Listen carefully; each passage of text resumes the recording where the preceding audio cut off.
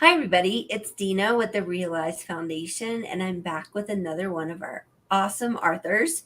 This is Deb, and she actually wrote in the first book, and she wrote a second chapter for this book, and it's really amazing content because when I started this journey, I never thought I would meet someone who had had so many stories about suicide and about loss and grief. And Deb has got a lot of them. So I really appreciate you sharing all of it with our audience because I think it's gonna help other people who have been through similar things. So welcome, Deb, and I hope that you will share a little bit about your chapter with the audience.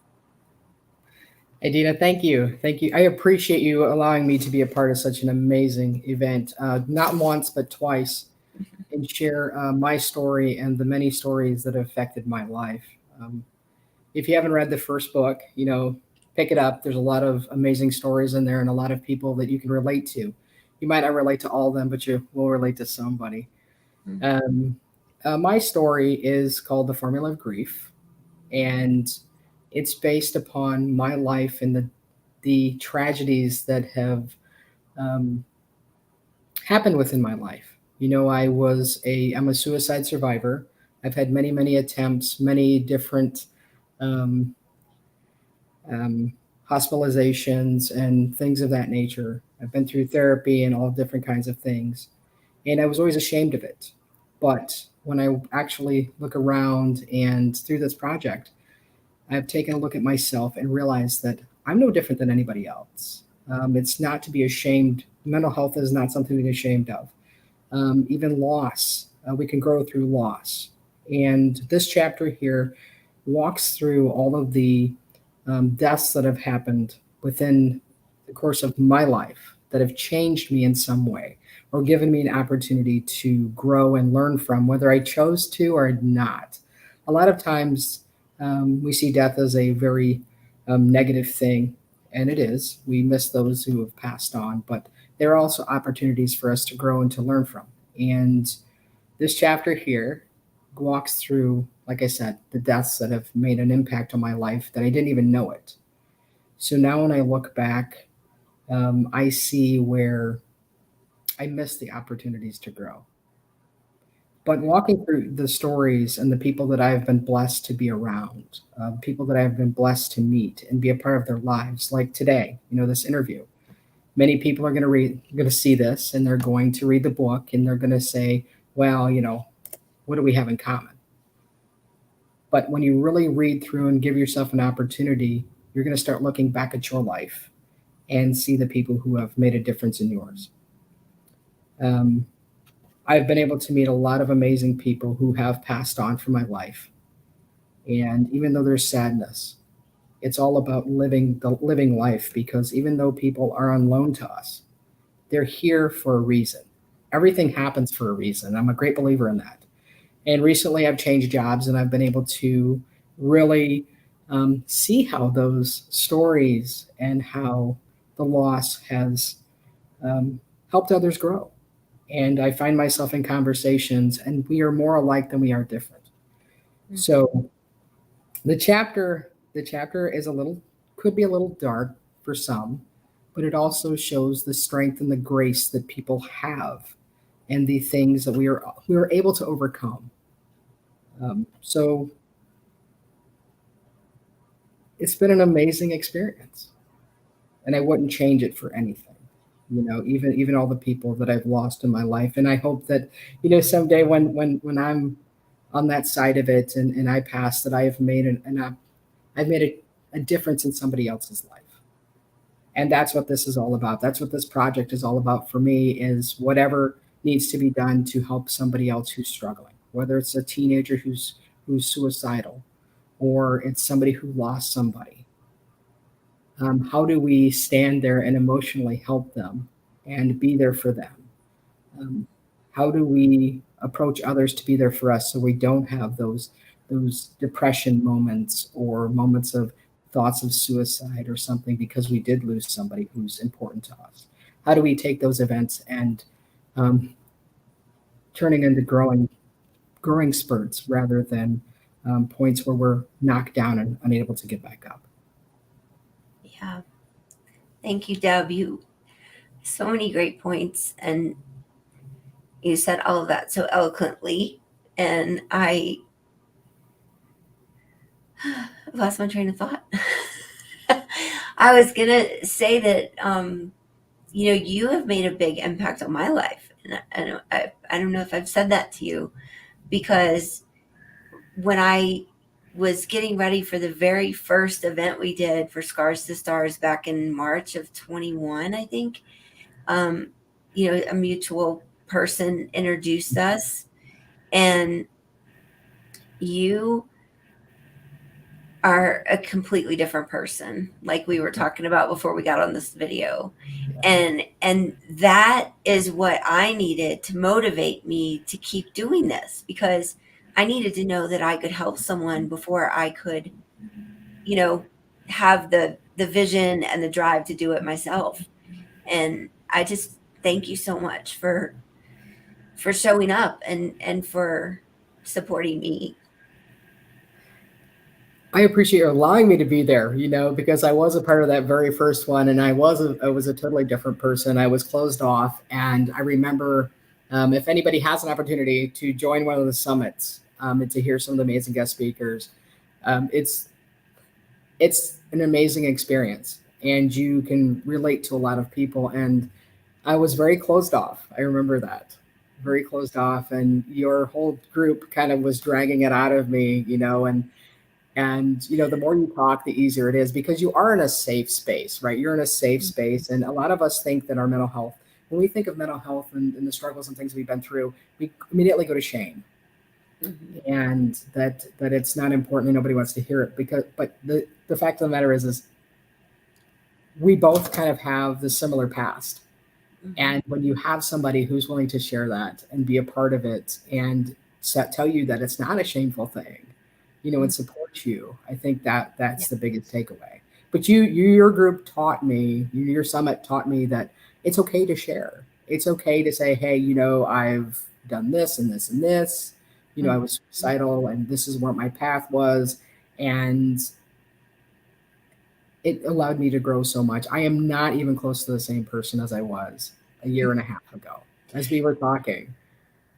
It's true. And I think the people who are just finding Scars to Stars and the Realized Foundation probably don't understand what we're saying. But when Deb came to that first summit, we were in Zoom, and there were, I don't know, there were probably like 15 of us.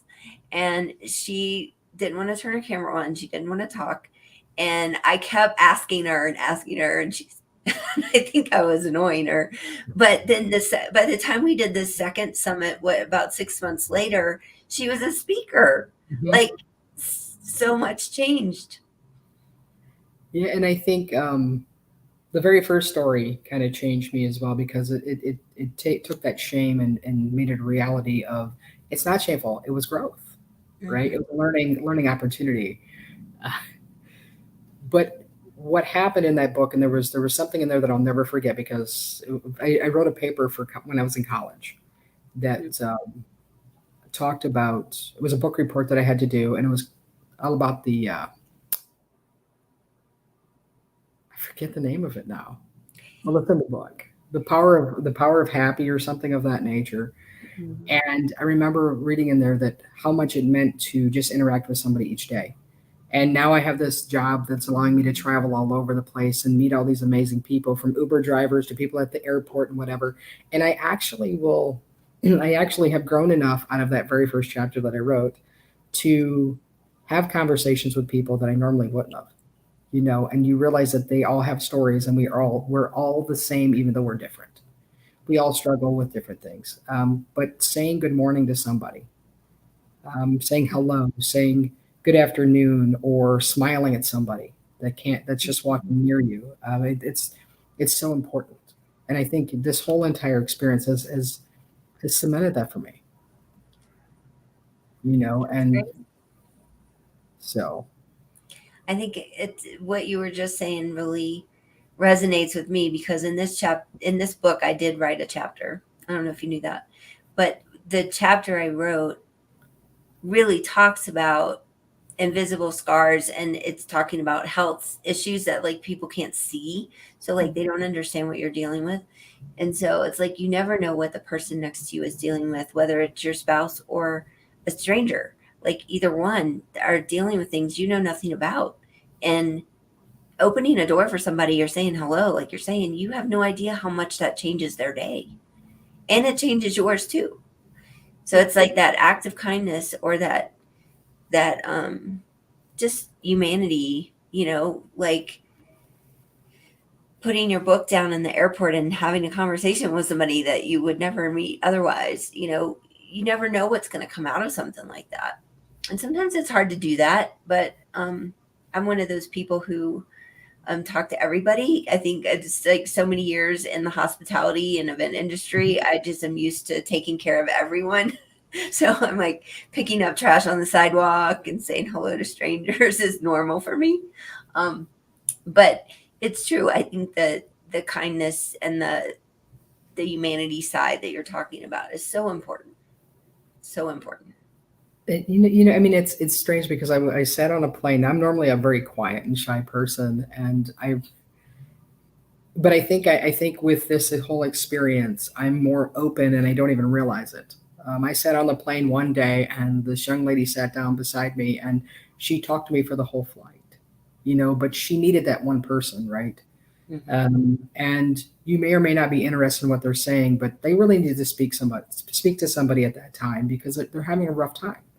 And it might not be meaningful for you at that moment, but later on, that afternoon, it was kind of like, oh my God, I needed to hear what she had to say because Yeah. it did correlate to my life somewhere. So people are placed in our lives for Mm-hmm. very important reasons, and we might not know at that time. It's like Uber drivers. I met some amazing Uber and Lyft drivers, Yeah. right?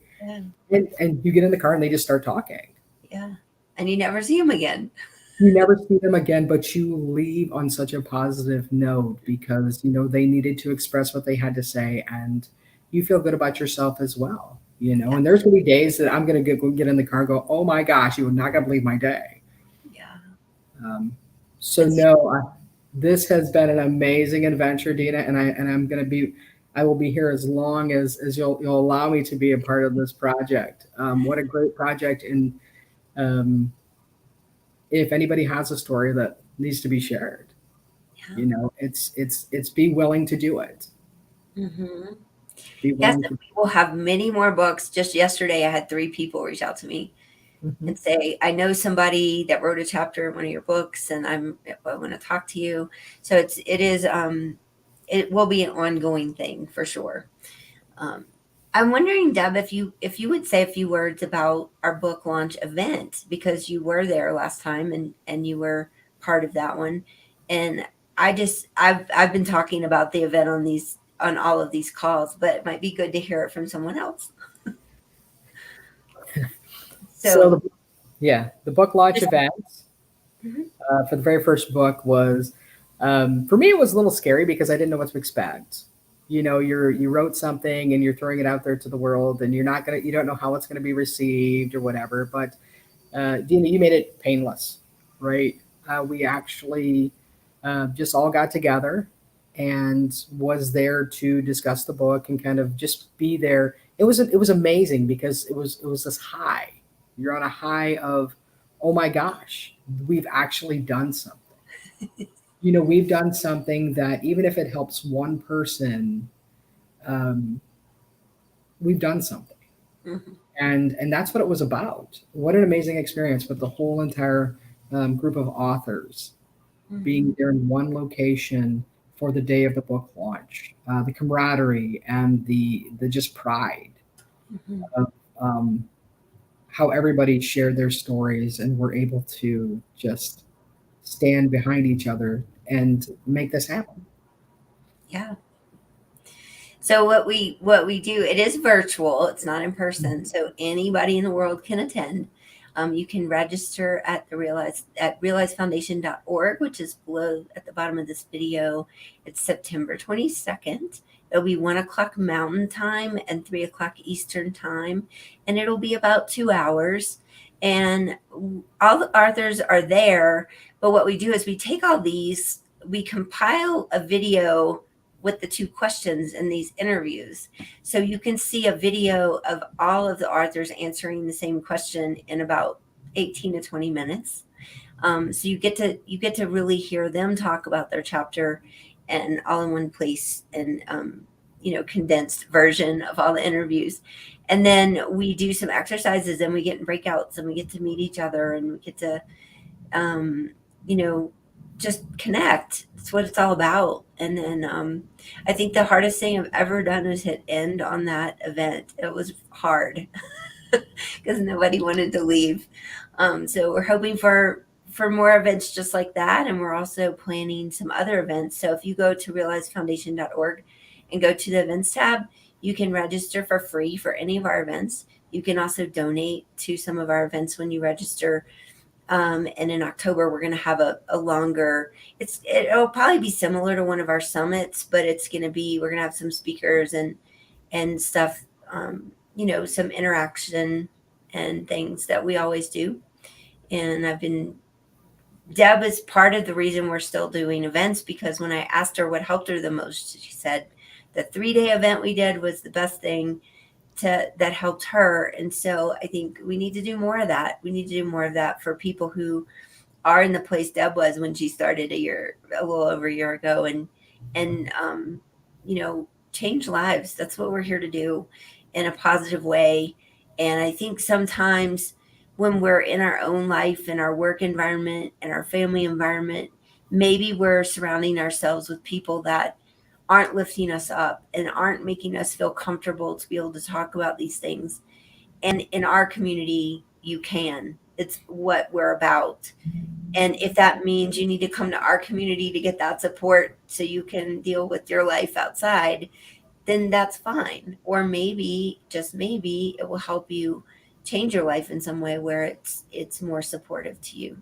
So I hope you will join us for the book launch event. I hope you will read the books. The first one is on Amazon and Kindle and BarnesandNoble.com, and it's called Scars to Stars. It's right behind me. It's purple.